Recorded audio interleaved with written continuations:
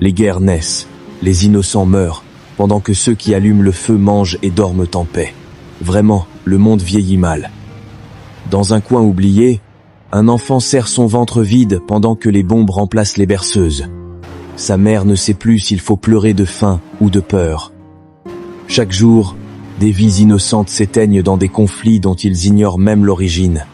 Et au milieu de ce chaos, une question murmure: quand finiront ces guerres? Ce sont toujours les plus faibles qui paient le prix des décisions des puissants.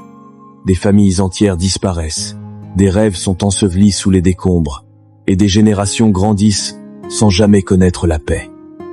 Pendant que certains comptent leurs pertes, d'autres ne comptent que leurs profits.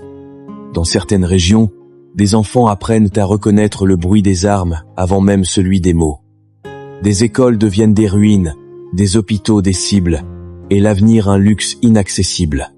La guerre ne tue pas seulement des corps, elle étouffe aussi l'espoir. Et pourtant, au cœur de cette douleur, il reste des âmes qui partagent le peu qu'elles ont, qui tendent la main malgré la peur, qui refusent de laisser mourir l'humanité. C'est dans ces petits gestes que naît encore une lumière fragile. Un monde sans justice ni compassion ne peut jamais connaître la paix. Chacun de nous, même dans le silence, a le devoir de choisir l'humanité plutôt que l'indifférence. Peut-être qu'un jour, un véritable guide se lèvera, mais en attendant, la paix commence en nous, dans nos paroles, dans nos actes.